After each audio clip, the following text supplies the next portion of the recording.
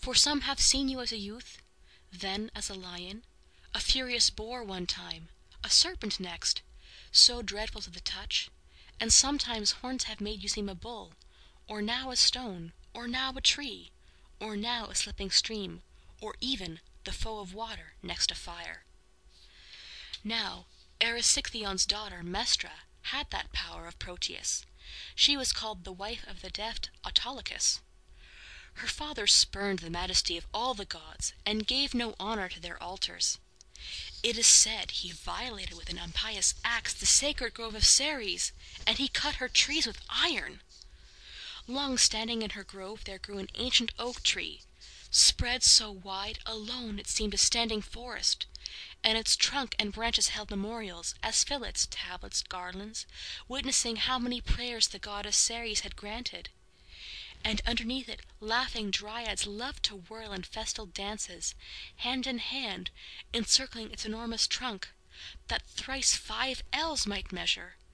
And to such a height it towered over all the trees around, as they were higher than the grass beneath.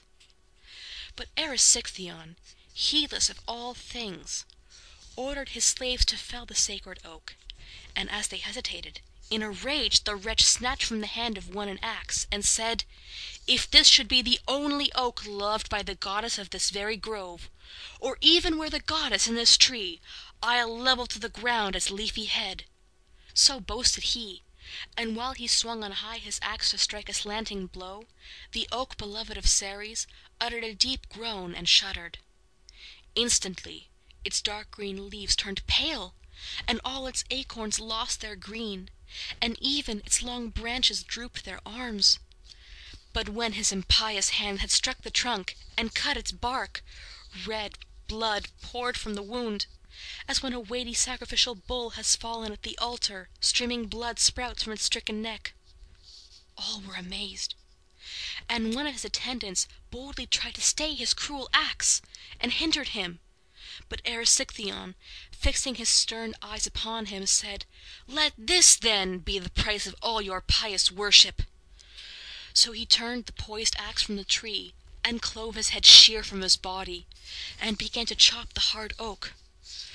From the heart of it these words were uttered: "Covered by the bark of this oak tree, I long have dwelt a nymph, beloved of Ceres, and before my death it has been granted to me to prophesy that I may die contented. Punishment for this vile deed stands waiting at your side." No warning could avert his wicked arm. Much weakened by his countless blows, the tree, pulled down by straining ropes, gave way at last, and leveled with its weight uncounted trees that grew around it. Terrified and shocked, the sister dryads, grieving for the grove and what they lost, put on their sable robes and hastened unto Ceres, whom they prayed might rightly punish Erysichthon's crime. The lovely goddess granted their request, and by the gracious movement of her head she shook the fruitful, cultivated fields, then heavy with the harvest, and she planned an unexampled punishment deserved, and not beyond his miserable crimes, the grisly bane of famine. But because it is not in the scope of destiny that two such deities should ever meet as Ceres and gaunt Famine, calling forth from mountain wilds a rustic Oread, the goddess Ceres said to her, "There is an ice-bound wilderness of barren soil in utmost Scythia, desolate and bare of trees and corn, where torpid frost, white death, and palsy and gaunt Famine hold their haunts. Go there now, and command that Famine flit from there, and let her gnawing essence pierce the entrails of this sacrilegious wretch, and there be hidden. Let her vanquish me and overcome the utmost power of food. Heed not misgivings of the journey's length, for you will guide my dragon-bridled car through lofty ether." And she gave to her the reins, and so the swiftly carried nymph arrived in Scythia. There, upon the told of steepy Caucasus, when she had slipped their tight yoke from the dragons' harnessed necks, she searched for Famine in that granite land, and there she found her clutching at scant herbs with nails and teeth. Beneath her shaggy hair her hollow eyes glared in her ghastly face. Her lips were filthy, and her throat was rough and blotched, and all her entrails could be seen enclosed in nothing but her shriveled skin. Her crooked loins were dry uncovered bones, and where her belly should be was a void. Her flabby breast was flat against her spine.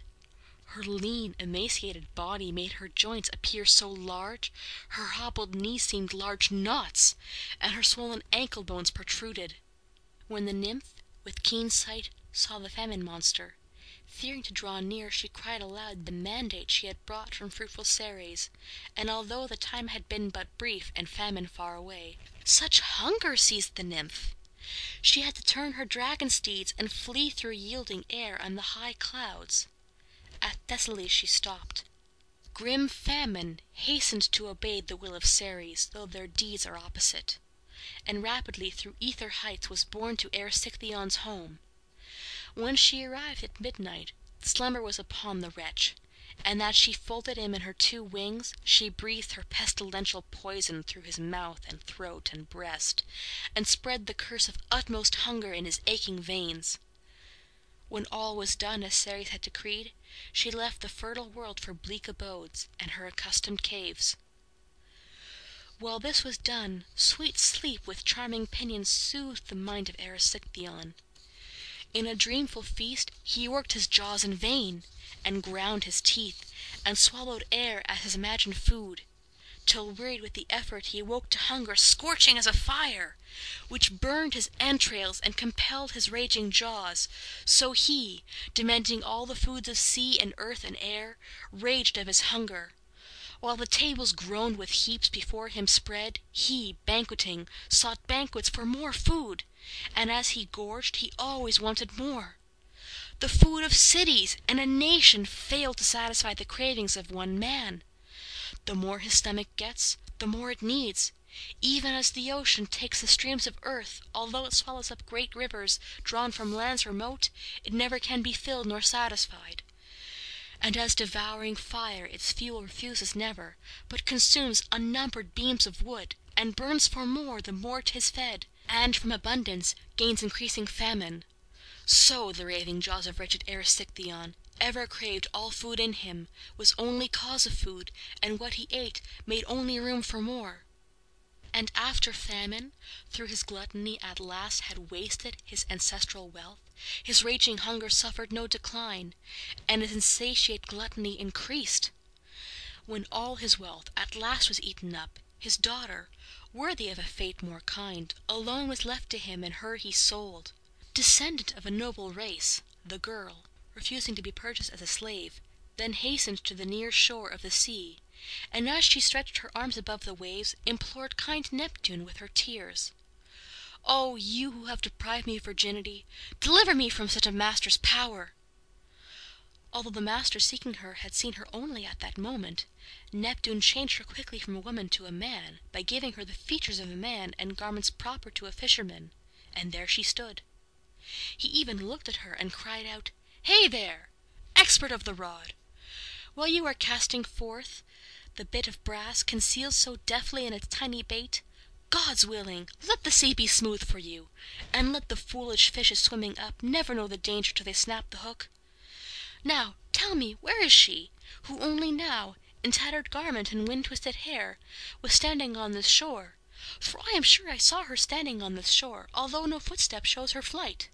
By this, assured the favor of the god protected her, delighted to be questioned of herself, she said, "No matter who you are, excuse me.